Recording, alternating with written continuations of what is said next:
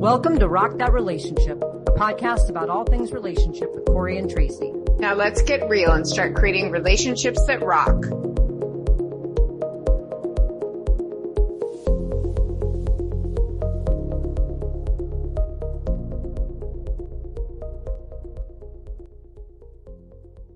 Welcome back to Rock That Relationship. We are here with another episode in our dating series. And we are so thrilled today to be talking to Dr. Frankie. I'm just going to end up turning it over to her because she does so many amazing things and helping people find love and find their matches. And we couldn't think about having a season about dating where we didn't talk about what she does is matchmaking. She's a dating and relationship coach. She's a sex therapist, a speed dating host. The list goes on. Just check out our website. We'll give you that information in the show notes. But Dr. Frankie, we are thrilled that you're here today. Thank you for taking the time to talk to us. Can you just share with us a little bit about what got you into this line of work, helping people find their matches? First, I want to thank you for inviting me on. I'm excited to be here. What got me into this? So I naturally just, as a young child, gravitated towards people and interested in people, interested in bringing awesome people together as a teenager. I'm also I'm a social person. I'm super extroverted. So I get my energy from people. So that's how it just naturally happened. And then I realized I have this intuitive sense of what two people would vibe well somehow. Like it's almost like being a psychic a little bit. Like I'm very, very intuitive. So I just leaned into that because I thought, oh my gosh, look at all the gratitude, like all of this appreciation people were showing me when I just was like, oh, you should meet this one and show up at my party. I'm going to cook tonight for Shabbat. And I was like 19 or 20 in New York City. I'm like, everybody come over. And I would be planning who to invite over that I knew would vibe well. And then it just felt good. It's like, what's more rewarding than helping people find happiness and love? So it was just organic. There was nothing, it wasn't like I was thinking about it. I was just doing what came natural to me. Wow. So did your friends ever seek you out and say, okay, I want to meet someone, like help me out here? Did it get to that point where it was not even like kind of covert, but more like hey, help me? Yes. So that when people saw that this was natural for me, they would ask for help. And this was back then, like in the, 90s when we were still, I think it was just beginning where folks were doing, online dating. There were no dating apps. And like Plan It Out. I remember that. Yeah. Right. The women were meeting women in New York City and on the East Coast for sure through Plan It Out. And that was effective back then, but they would still ask me because, that they trusted me, but also I think even then it was a little bit scary to go out there and meet random people and go on blind dates. And you wanted to know that somebody was actually setting you up that knew you well. So yeah, they did ask me. And for years, I didn't call myself a matchmaker or anything until 2009, after working as a therapist, a psychologist for nearly a decade. I realized there's a need in our community just because of my clients that were sitting on the couch talking to me, my single clients, repeatedly sharing how frustrated they are, that they just can't find the quality or people who are relationship minded and so on. I'm thinking, geez, I wish I could set them up with my client that I just saw like 3 hours prior. Right. Yeah. But you can't because of confidentiality. So, I decided to give it a shot and try to take a talent and see if I could make a business out of it. And there was nobody in that space and people didn't have a frame of reference for matchmakers other than like Fiddler on the Roof or the movie Hitch. They'd be like, are you that, Frankie? But that's so incredible. And this will show like how untech savvy I am. So when I was like, I think even telling Corey, I'm obsessed with that show, Indian Matchmaker. And I was like, why is there not this for lesbians? And if someone had given me the bio sheets of some of the people that I have dated recently, that would save me a lot of heartache. Right. And it never occurred to me to look online to see if there was one out there. So when I was studying for the bar exam, my ex-wife was like, I'm sure there's a thing for your phone, like an app you can listen. I'm like, what? There would never be something like that. And she's like, give me your phone. And in 2 minutes found the app, to study for the bar so I could hike and study. And it never occurred to me, there could be a lesbian matchmaker out there. And then Corey told me, I'm like, oh my God, like our dreams have come true. And I'm so grateful to television at this point, because in the last couple of years, you know, Love on the Spectrum, Indian Matchmaker, before that it was Patty Stanger, Millionaire Matchmaker. It kind of put us on the map in a way, and it gave people some knowledge, because no, it doesn't occur to them. It's only now that things are getting right. Cause there's no option really. It's like the dating app or right. Cause we're not meeting each other out and about anymore. Right. People lost their skills and their confidence in striking up conversation with strangers. So now they're thinking, well, what else is out there? So now people are searching. Lots of people come to me through Google. How do you feel about the apps? Do you like work with the apps, or you just no apps, no way? Or will you sit with someone and go, oh, swipe left? No. Or do you do any of that kind of thing?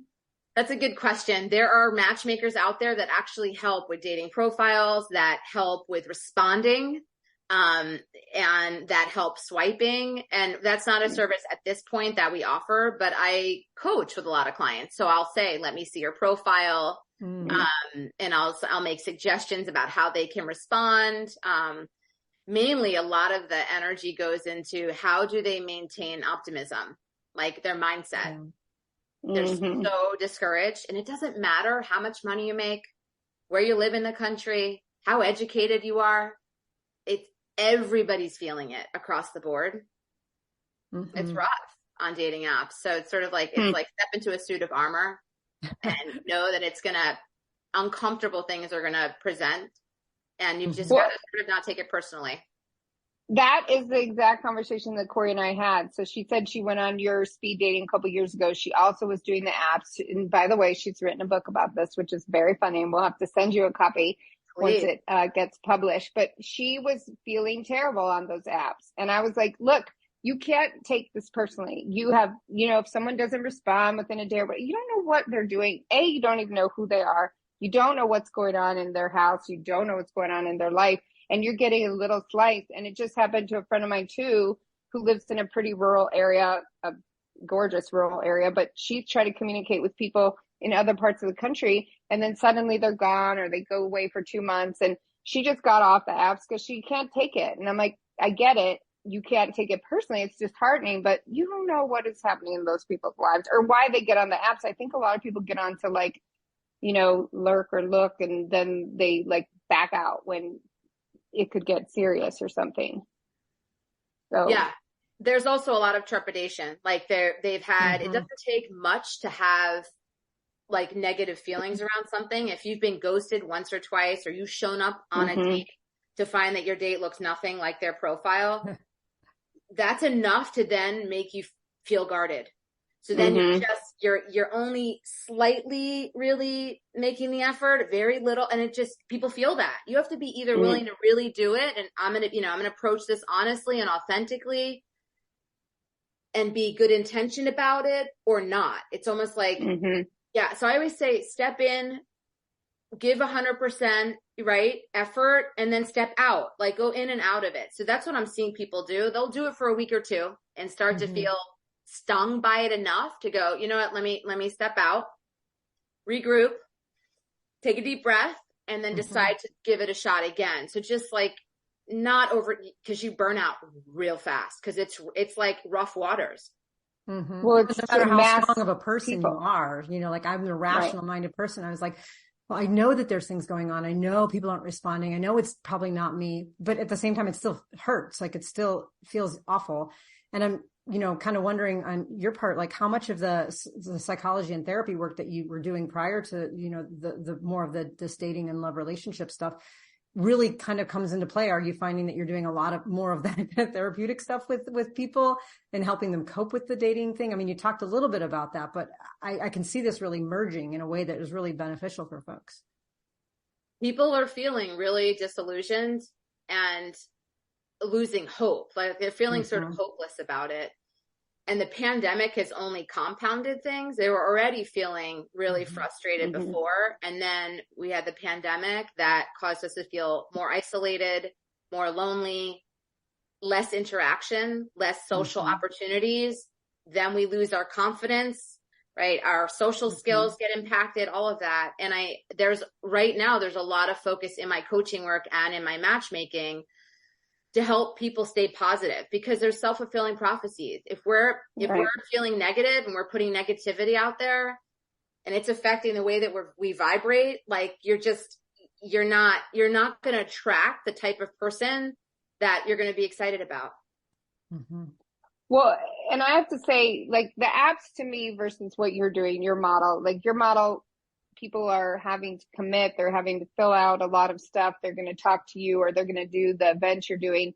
And it requires a bit of like an emotional commitment, right? Am I really serious about dating? Versus the apps, you could be like, oh my God, I'm heartbroken, I'm lonely. My friend said, you need to get back out there, and you're kind of doing it.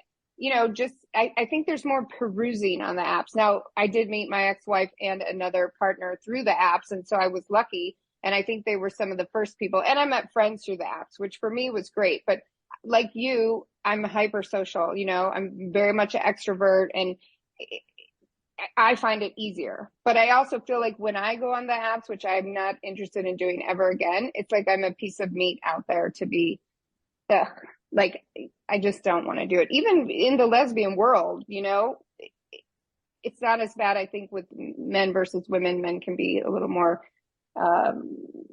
there's some grosser ones out there for gross purposes, right? I mean, maybe it's the same. I don't know. I think I'm certain that my events actually attract people who are more serious about meeting somebody. They're willing to spend, $45, $50 for a 2-hour event.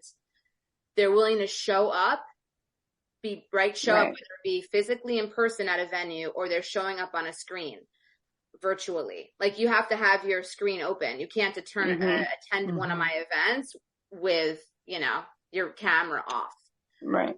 And here's an opportunity to sit with somebody for 6 minutes and see, or do you find them at all objectively attractive? Are they interesting? And it's enough time to really, it cuts out all of the wasting time of messaging, wondering what this person looks like.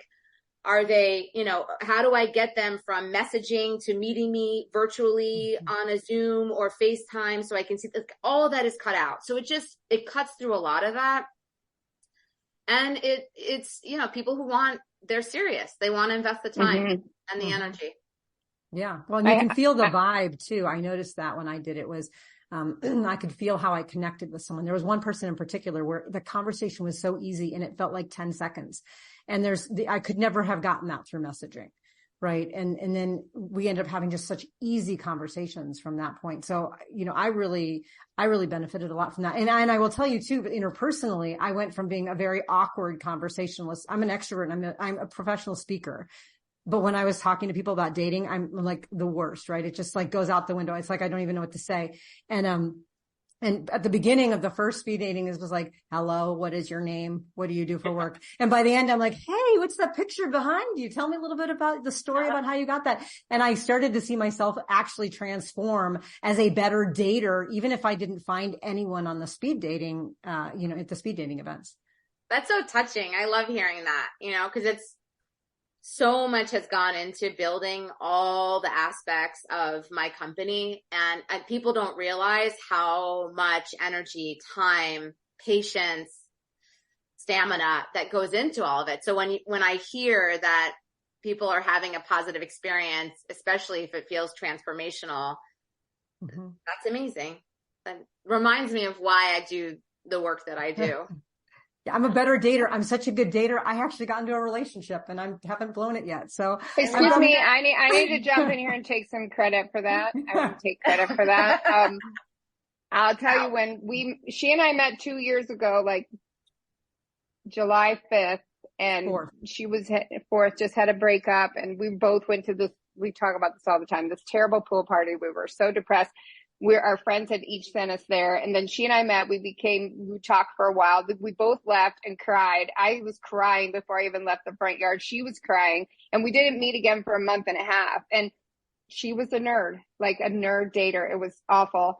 And she did everything. I mean, this person, she had spreadsheets, she had all this stuff. And like those speed dating events really helped her because it, you know, you're talking to, I think, what, 6 people? You're there for 2 hours talking to 6 people. And like when I did it the other night, I thought, oh my God, this is going to be like, no, this is just going to be too weird, or even for an extrovert, but it was awesome. And the time passed with the people, you know, that you really did click with, even just on a friend level, the time passed like that. You know, it was crazy, like so quickly. You can actually meet more than 6 people. It just depends on the type of focus. We do themed events. So this is another thing. It's like it attracts people that you have a higher probability of matching with. So we'll have events based on interests, geography, age ranges, things like that. So it self-selects, right? And then, so sometimes you can meet 11 people at an event. It just depends on the size. Some of it, like our executive women's event is one of the most popular. And those, I'm doing that one in August. Yeah. So be ready, because you're going to have probably more than 6. Because our goal is to just have you meet as many people as possible.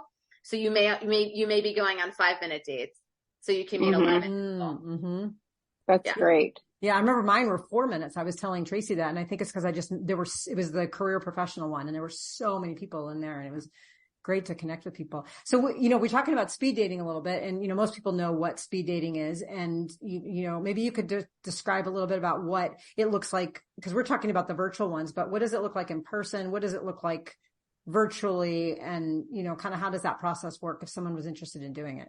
Yeah. So virtually it's pretty, I mean, thank God for the pandemic, because that's how we ended up making them virtual. We had to pivot. So, and what we have found is that introverts come out now and they do virtual. They said, I've always tried to get up the courage. So many of them are like to show up in person at live events, but they were intimidated, and they love the virtual events. They're in their own home. So that's it. You get to do it in the comfort of your home, or wherever you're comfortable, and have some privacy and have good lighting. I always say, make sure you figure that out beforehand, that your microphone works and the video and the lighting and so on, and make an effort, get dressed up like you're going on a first date.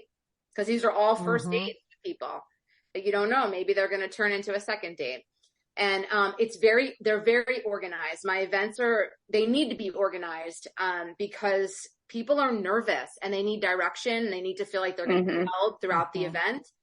So the virtual events are more, it feels more like, in a way, it feels a little bit safer because it's more controlled. You have less variables. Like in a public setting, at a lounge or a restaurant or a bar, so much more is going on. There's a lot of distraction, because often we don't have the whole space to ourselves. So there's people from outside of my company walking through the room, or things like that. So I always say, try a virtual event first, because it's like it gets your feet wet a little bit.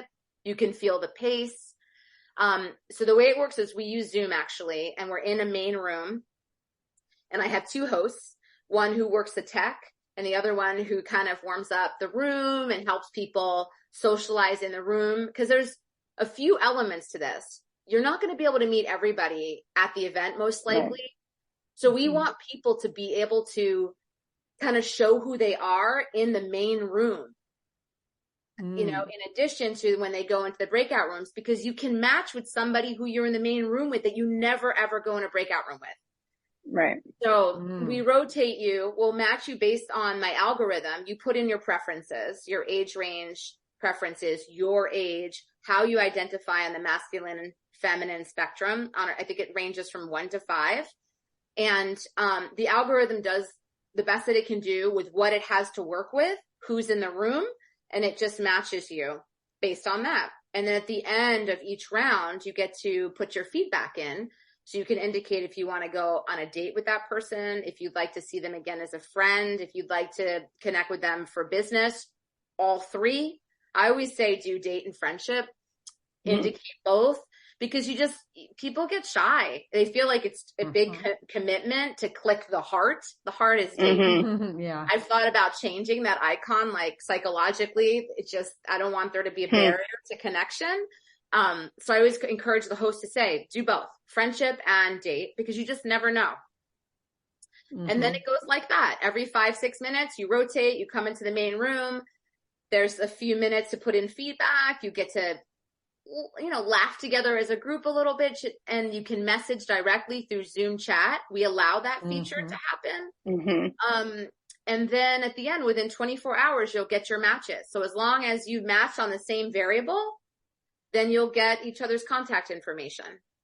That's basically it. And the live events are it's the same. It's just that you're, once a month in various cities across the country will have an event. They're less theme focused because it's too hard. It's too risky with a theme. Unless we know it's a very successful theme, because then everything gets canceled. It's a live event. It's much easier to cancel a virtual event, for example. And the live events are it's in there's often alcohol. So if you're sober, for some people that makes them uncomfortable. We've tried to do them in libraries. I've tried everything. I've tried gym. People make a suggestion. They're like, Dr. Frankie, what do you think about a gym? I want to meet workout people. What if you did one in a gym? Sure. I'm willing to try. That's cool. Why not? Right? That's how it works. And do you just do lesbians? Do you do straight people? What do you do?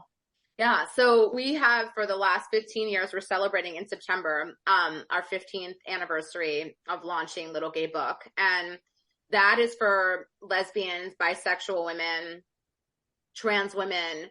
And we now are expanding. Little Black Book matchmaking is for heterosexuals. So we're working on building that side of the company, but it's just beginning. So we will. It's funny because I got on there and I got on the second one and said hetero profile, and I was like, "What?" And Corey's like, "Click on it." I'm like, "No, I don't want to get sucked in there. I want to be on the gay part." Yeah. So I got over to the Little Gay Book side. And actually the scale is 1 to 10, 1 being totally butch, 5 is androgynous, and then 10 is femme. And I always classify myself as a 6, being a soft butch, because I'm just a little bit above androgynous, in my opinion. And the scale's slightly different, I think, on the app. It's on the app and the speed dating database. It's 1 to 5 because we couldn't. There's too many numbers, whatever, for the screen. There's all this tech stuff, right? But yeah, eventually my dream is for us all to be on one site. Like, we're just people wanting to meet people and date.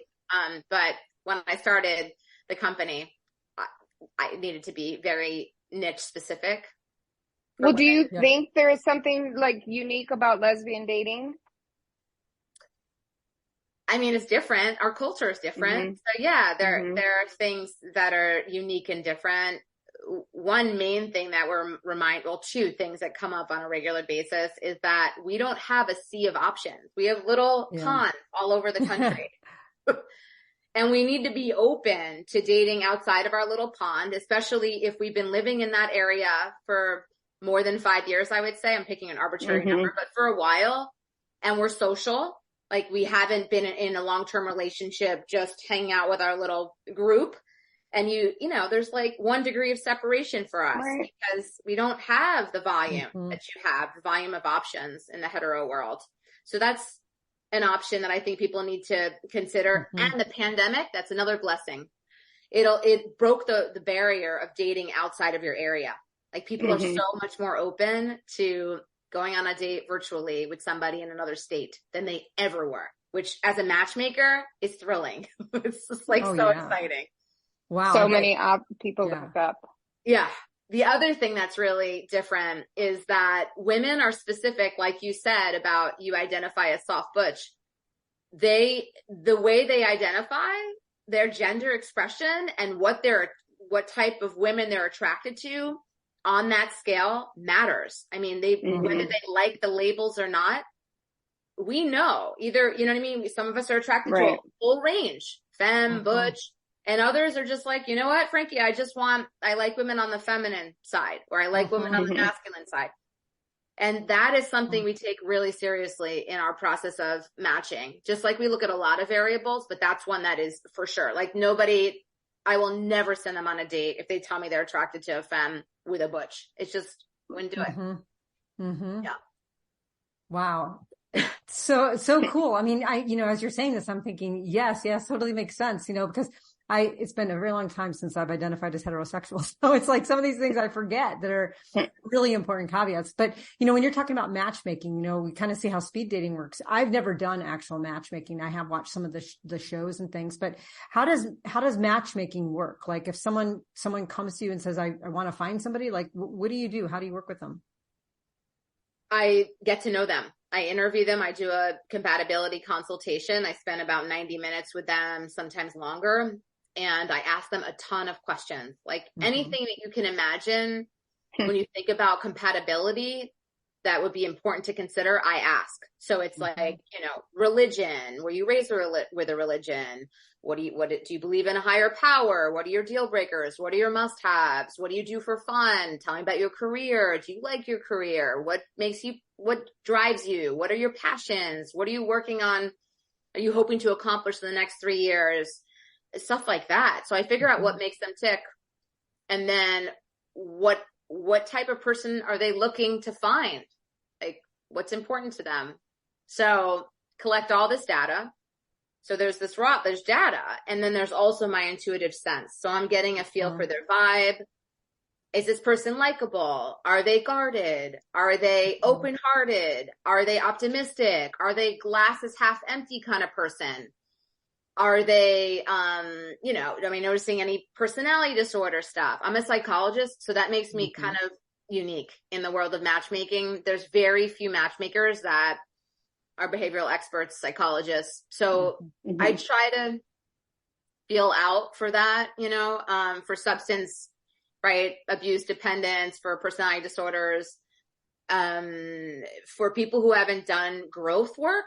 Like I think that I like to match people that have long-term potential, or at least are receptive and open to working with me or somebody on my team to get there.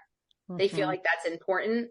Growth work is important. That's a value that I hold, and I want other people that I bring into Little Gay Book and I accept into Little Gay Book to feel like that's a strong value as well for them.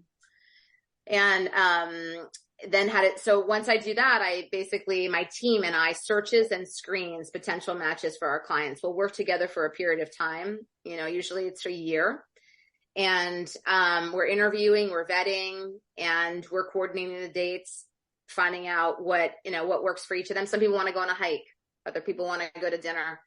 And then there's a feedback process within 24 hours. Both my client and their date need to submit formal feedback. Then we hop on a phone call 72 hours later to debrief about it. So the program's transformational, right? It's just, you get feedback you would not get if you're on a dating app, because we've worked hard to develop these relationships with our clients, the women that we introduce them to. So they're willing to be present, right? And available to give feedback, and they want feedback too. So it's very much reciprocal. We're all supporting each other. It's very exciting. So when I did the speed dating event, your facilitator reached out to me, or actually you did, the next day, and asked me if I was willing to meet a client. And so we haven't even talked yet, but we're going to talk soon. And I have to say, just hearing this, it's very refreshing, because it is a hard process, right? To be out there and also to put yourself out there. And I think that just I was married to a psychologist for 8 years, so I get all that screening for things. But me, myself, like, I kind of let some of that stuff slide. I see it, and then I'm like, oh, well, it'll work itself out. And I go forward. And so, and yes, and Corey's shaking her head, hasn't worked out yet, but it has led us down some very interesting paths. So I will appreciate having that, somebody else looking out for me in that setting, and also helping, hey, let's talk about it. I think that's great. I think it's invaluable. I think it's an invaluable service. Yeah. Thank you. Yeah. I would do this work for free if I could. Like, I just am, it's a passion and something that it fuels my soul. And I get to see people live fuller, happier lives. And even if they don't, find their person through my work with them, they come out feeling more capable, more aware, more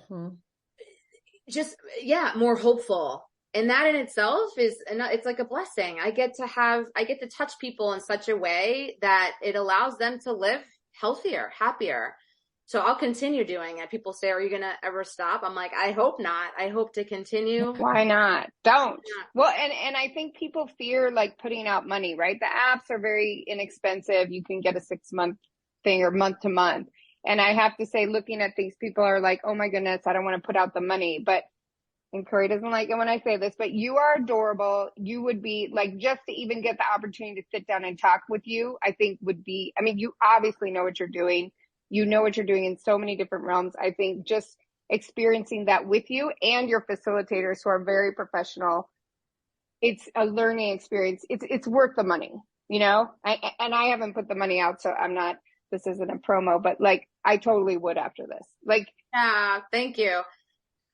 Yeah, we take it seriously. It's important. And if we're not modeling that, how can we expect that other people will show up seriously?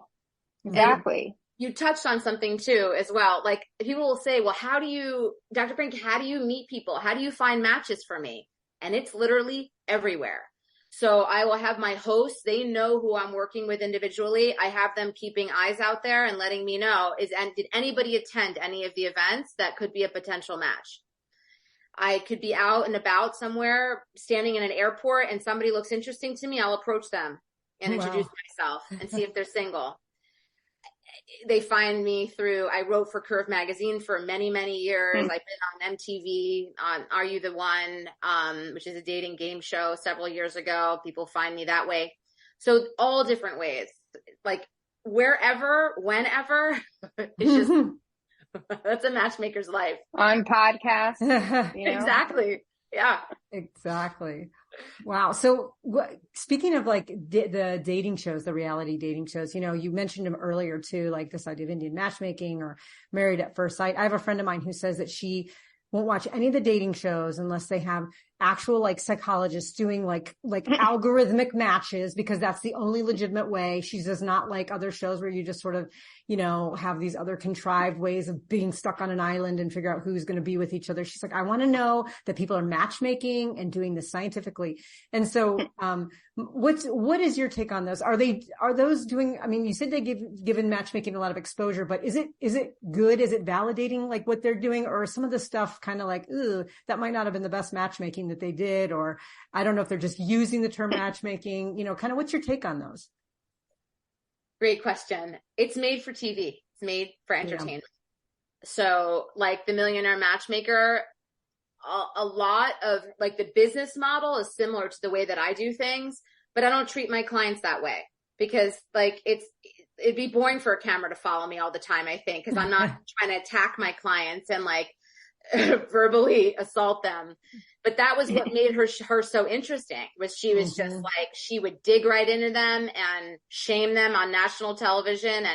And granted, some of them needed to get some feedback, but it could have been stated in a way that was much more palatable. So no, it's not exactly accurate. Like for example, Jewish Matchmaker, it's interesting. It was so irritating to me because as a matchmaker, we need to do like some reality testing with our clients, because they have a dream in their mind. They have an ideal in their mind. And so we think that we can make magic happen and create a person, a fantasy person that they have in their mind and make that be a reality. And I need to sometimes set expectations, like, no, that, you know what I mean? You got to look at yourself and think about what you bring to the table and what type of person would want to date you. You have to model, like you have to be the person that you're wanting, or more so, right? So there's a reality testing in the process. The matchmaker, the Jewish matchmaker is like, okay, let me just take some notes. You want a 5'11", drop dead gorgeous, Ivy League educated. I mean, it was just like on and on. So sort of making the client think that that's possible. So I just kind of, as a matchmaker, I'm like, great. Now I'm going to have to like, it's more work for me because I do the real work, and they're coming to me watching this on TV, potential clients thinking that this is how it works, and it isn't. And I'll just say it's facts. It's like, you can share with me your perfect person, and just know that we do the best we can to find amazing women. but they're not going to embody every single wish and hope and dream that you have for your partner. Right. So it's entertaining, and there are aspects that are for sure real, but also some that are not. Yeah. Wow. Well, they sure do make for good TV, and certainly quite interesting. Well, excellent. Well, I was, one of the things we were curious about, I know Tracy and I are both curious about this, is this idea of compatibility, right? Like what are you looking for in terms of compatibility? Like with people, is it complementary compatibility? Is it you have the same exact values, or is it, and then at what point do you just leave chemistry up to the first date kind of thing? Or, or can you assess a little bit maybe to predict maybe how that chemistry will feel just based on your vibes? Like what kinds of things do you prioritize in that matchmaking? So the first thing I really think is important to discuss with clients is that chemistry can develop over a few dates. I think that we often think that if there's not chemistry and attraction right off the bat, then this person isn't for us.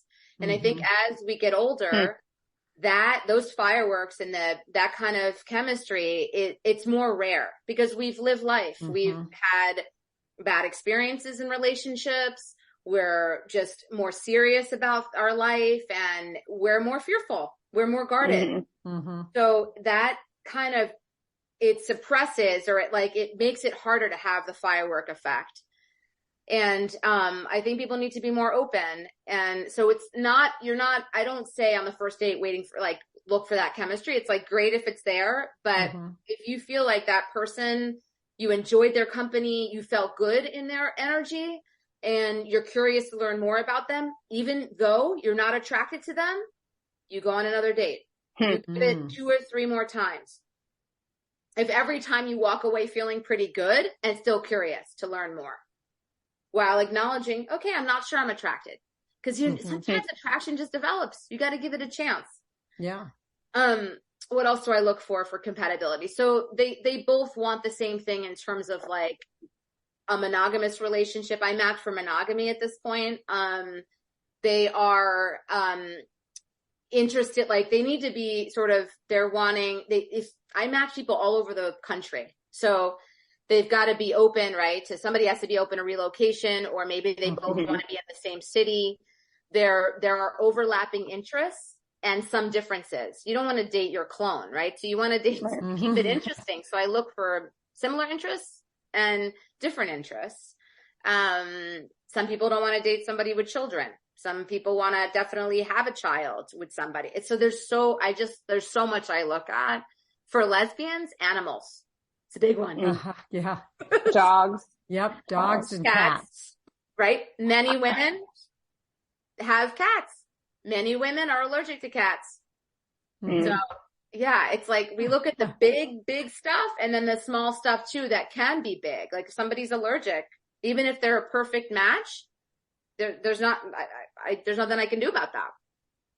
Right. It's funny that you say that. I was in a long distance relationship with someone who ended up being my partner of 13 years. But anyways, we hadn't lived together or anything. So she packed up everything in a truck, moved in with me, and said, I forgot you had a cat. And I said, yes. And she goes, well, you're going to have to get rid of that because I'm allergic to it. And I said, trust me, you do not want to make me choose, because you'll be getting right back in that truck and going all the way back across the country. And I was like, I'm sure they've got shots or something for that, right? So, it was quite the point of contention. Absolutely. But we had gotten to the point where we were moving in together. And since it was long distance, we didn't even think about that. It didn't even cross our minds. How did you resolve that situation? She did this immersion thing where she just snuggled with the cat for 2 straight weeks until she stopped sneezing, and then was never allergic to cats again. And we got a second one later on. Luck, I don't know, fate, luck, serendipity, whatever you want to call it. I don't know what happened, but I love that though. She made the best of the situation and was I'm going to try to make this happen and to give it my best shot. I love that example, because I feel like we should be doing that in life, giving it a shot, working hard to fight that fight to make it happen. Yep. And she did. And we got 13 great years out of it and a wonderful daughter. So I can't complain. Wow, amazing. I love that. So I have a question as a serial monogamist and a person who I never dated or touched anybody that I already didn't know I wanted to date, right? So I already knew it. I wasn't like, I've been very lucky and I've been in good relationships and then some not so good ones, but always eventful. And I've always learned something and I love all of those people. And so for me, everyone I've been with, I've been like, I've loved them. I truly love them and still do. And I'm close with some. And I have a big fight with my best friend who's straight about dating. And she's like, you can't just go out. You got to go out and meet a bunch of people. And I'm like, oh my God, no, I do not want to be exposed to like a bunch of different people. And my lesbian mindset, I meet the person, I'm in it, I'm now in a relationship. And she's like, can't you just date for like, I don't know, a couple months and then just move on? And I'm like, what? Yikes. No, I cannot just do that. I'm like, and so I'm trying, this is the new me. I'm going to try to like see multiple people at a time, or not lie to anybody or anything, but like Corey was doing that 2 years ago, like see a bunch of people, and it feels so wrong to me. Can you just help us out here? Okay. You are right in line with most women. They feel really uncomfortable dating multiple people at the same time, but it's exactly what you need to do. Yeah. Okay, we got it. Can you say that again, please? Yeah. You need to date multiple people at the same time, and I'm going to tell you why. Okay. First of all, it helps to slow us down and to be more present. Because we like to attach. We're females, right? We're wired to get close really quickly and nurture. Like set up camp. Take care of. You know what I mean? Like, wait, we can't set up camp just yet. We don't have enough data to decide that that's the right thing for us, right? So it slows things down. It helps to fuel confidence. It helps you to like be like, all right, I'm dating multiple people. I'm feeling good about myself.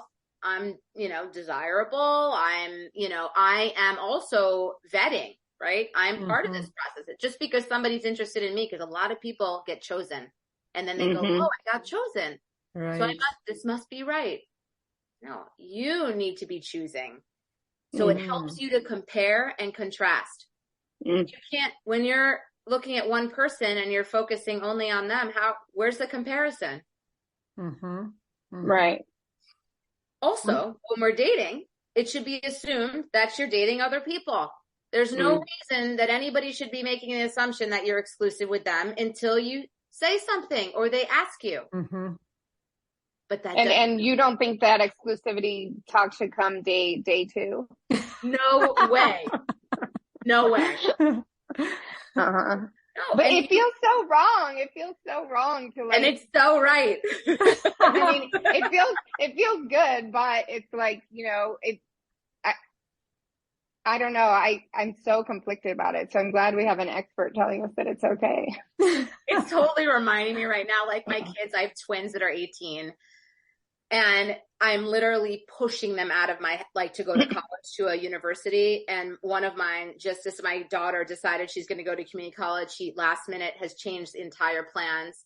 And I'm like, this was the deal. This was our plan. Now you're changing your mind. And I'm literally going, sorry. And it feels so wrong. I think it's exactly what I need to do. So just remind me of what you're saying. Yeah. It's going to help you make better choices. It's going to help you not settle. It's going to help you have agency and choose and feel good about the fact that you waited long enough and you took in enough information to make an informed decision. I'm glad we're recording this conversation. You're going to have to listen to it. This one I'm going to have to listen to. You're going to have to listen to it. So, but okay. So here's something that's interesting. That first time I ever tried to do that, right? Where I was dating, well, I don't know if it was dating, but it was like online with so many meeting people. Yeah. And I had like almost like analysis paralysis though. Like I had so many choices that I didn't want to let any of them go. And it slowed things down almost to like a halt. And then I sort of got this like dopamine hit, like the more that we're interested, like the being chosen thing, the more exciting it was, that I liked the feeling of being wanted by so many people at the same time that I almost didn't want to narrow the field down because I liked the way that felt. This is probably a session you and I need to have offline, but I'm just curious, how do you balance that, like putting yourself out and, you know, kind of doing this comparison thing, but also like in my state of mind was this analysis paralysis and the liking of the attention. Yeah, that's such a great question. No one's ever asked me that. And I've been on a million podcasts. You know your objective and you know what's going to be best for you. Like you're ultimately, right, you're not looking to play the field forever. You're searching to find a companion. I'm assuming one person. Yeah. And I shouldn't assume that because sometimes, right, these days people sometimes have multiple companions. But you know what you're doing and you're putting yourself out there to achieve that. So just because it's almost like I enjoy drinking alcohol, but I know I can't drink more than 2 or 3 because it doesn't make me feel good ultimately. Yeah. So we set limits for ourselves because objectively, I just want to have a good time and like let loose a little bit, but I don't want the negative effects.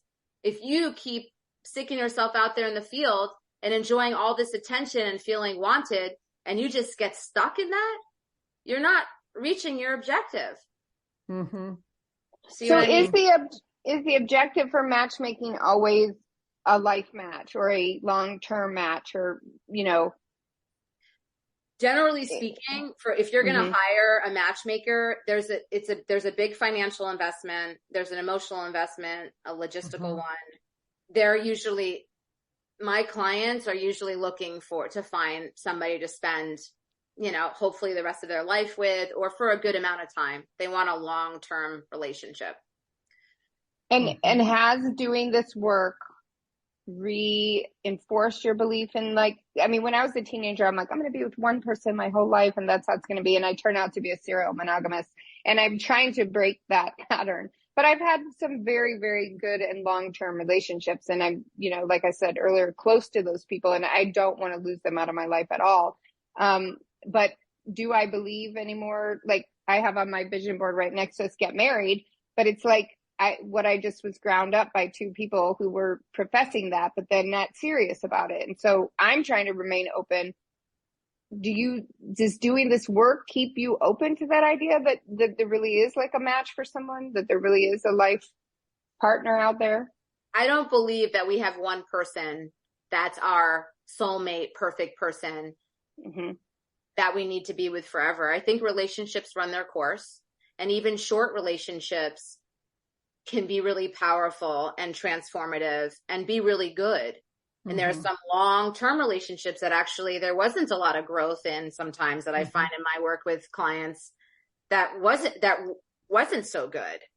So I think life is long, and we're living a long time. So to expect to be with one person our entire adulthood, I think isn't so realistic. Is it possible? Sure. But the numbers show that isn't so likely anymore. And that's okay. Right? It's okay. You can have multiple loves and multiple relationships throughout your life. And it doesn't mean because they ended, it was a failure. Right. That I liked. I mean, because my parents have been married since 1967, 3 years before I was born. And it's like people keeping jobs forever. And the kind of life I live, it's like, oh, I want to do something new. And that's not been the case with relationships. It's just that those things have kind of run their course. And, it's heartbreaking. And yet it is really, where would I be without those people? Right. So the people that I'm still friends with, it's like, I feel like my life would be so less rich without them. And maybe I would have met them in a different way or whatever, but it is interesting. So when people come to you as a matchmaker, are they like, I want a monogamous relationship, of course, but are most of them saying like, I want to be in a lifetime partnership, and can you help me find that? Or just they're interested in getting into a monogamous relationship that may turn into that? They're not using words like lifetime partnership. There sometimes I hear, and it's not that often, it's like this last chapter of my life, I want to find somebody to spend it with. But it's more so it's more like I want to find a companion. I want to go do fun things. I want to travel. I want to explore. I want to banter. I want to, like, it's more like that. Companionship. And they're not thinking, oh, for the rest of my life. I don't hear that ever really anymore. Do you deal with a certain age range, or you do any age range? Any ages? I work with anybody who I feel has the potential to be matched, who will let me do my job. They're coming to me because I'm an expert. I know what I'm doing, because a lot of times it's hard for people to let go of control. So I like to work with people who are going to let me do what I do well. And I don't typically work with people in their 20s, because I'm like, if the apps are working for anybody, it's for people in their 20s. Like, go explore, go have fun. Yeah. You need to pay me to go find you a match. Come back to me when you're like, in your 30s. I'll be here. Well, I mean, that leads us into like this other kind of question is, most people don't even know about these types of services. They don't know about speed dating and match dating and these kind of facilitated processes. They're a lot of times trying to just do it on their own. So like, what could you tell for some of our listeners who this might be the very first time they're hearing about, really kind of understanding a little bit more about these processes? Like, what are the benefits of maybe doing some of these facilitated things versus trying to go out on their own and just put a profile up online, or maybe linger at the local, bar and see if somebody interesting walks in? It's very curated and supportive. So we are there to support clients from the beginning, like from start to finish. So we encourage them. We help them to acknowledge their blind spots, help them break behavioral patterns. There are many clients that come to me and say, you know what, I keep gravitating towards the same type of personality, somebody who's narcissistic or self-centered, emotionally unavailable. So we're able to handpick people to break a pattern for clients. So that's huge. We're able to give feedback so we can help them see what they can't see on their own. And there's all different ways to get involved. It's like, if you don't feel ready to hire us as your matchmaker, you can show up at a virtual speed dating event and start practicing, like you had said, Corey, just practice social skills. How do I keep a conversation going? How do I know I'm not monopolizing the whole conversation? Learning, right? How to have a volley in conversation, how to get from date 1 to date 2. There's a lot of skills that you learn, and it's supportive and it's transformative is the best way that I can describe it. And when you're out there on a dating app, you are on your own in rough waters. Yes. And no one is familiar. There's nobody that's in common that is connecting you. When you work with a matchmaker, it's like an old school way. It's like you're someone at church or temple is matching you, or somebody in your neighborhood is matching you, or your grandma's matching you. It's something like that where there's more accountability because there's a common person. Well, and I think it's great that you're screening out for, you said, like substance abuse and other things. And Corey and I had talked about, people need a coach for their profile on the dating apps. And I was like, no, we decided that they didn't, because if you see those photos, then you see what's really happening, and it gives you, that's a real clue right there. I mean, some things you can learn from that. And I have to say, I think the speed dating that's online or the Zoom stuff is great. I mean, Zoom, I love everything. I'm sitting at home now. I work at home. I go to the office when I feel like it, but you can see a window into people's lives. And I think that's very important. There's just some places you don't want to go into. And I think that can be screened out pretty quickly, and people should be their authentic self. I know you say, like, get the Zoom light and, which I have on me right now, just because you do look gloomy if you don't have that, but be your authentic self, right? Do you want people to show up as they are, I assume? Absolutely. We need to be doing that 100% because you just set yourself up for failure when you don't do that. What is the point of misrepresenting yourself? Be authentic and honest. If you want to be successful in this process. I mean, people wonder why they're using filters and then they show up on a date and they get rejected. It's like, what were you expecting? Right. I think that's crucial. And I do think, the Zoom stuff really helps. And I've already recommended to several friends. I think even because one friend recently got divorced and she's like, I haven't dated since 2005. And I'm like, well, the online speed dating is perfect for you. Because you can you don't have to commit to anything, but you can meet people. and then you get to click your little, do you want to be friends or date or whatever? And you do it in private. Like, you're the only one choosing, right? And I think that's really important. So for people who are nervous about getting back into the process, I think this is awesome. Thank you. And the other thing that they should think about is just doing a package for like dating coaching to figure out if somebody hasn't dated since 2005, that's scary to get out there. And so it just it gives them skills. It gives them confidence. You've got somebody sort of cheering you through. And they can get out there and be more successful, because you know what? Time is can't buy it. It's right. So we need to use our time wisely. And that's another thing, working with a matchmaker, it's less wasted time. I think that's true about coaching too, because people are worried about that. Well, why do I need that, or therapy, or any of those things that really truly help us? And I think, I had never even thought of this matchmaking or coaching except for what I watched on Netflix. And now I have to say I would totally do it. And I would hire you in a second.